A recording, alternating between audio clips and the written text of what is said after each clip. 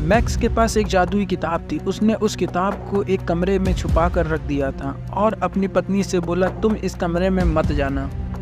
लेकिन उसकी पत्नी उसकी बात नहीं मानी और उस कमरे के अंदर चली गई। वहाँ की लाइट चालू किया, उसे टेबल पर एक किताब दिखाई देती। वह जादुई किताब थी। यह सोचकर वह डर गई।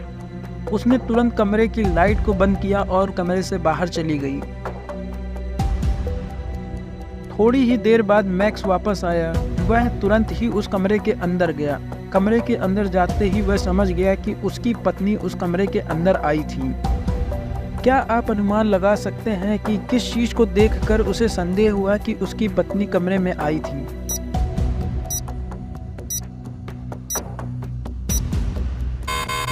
उसकी पत्नी ने किसी भी चीज़ को हाथ नहीं लगाया था, जिस कारण से कोई चीज़ अपनी जगह से हिली नहीं। लेकिन उसने बल्ब को जलाया था और जब मैक्स आया तो बल्ब गर्म था।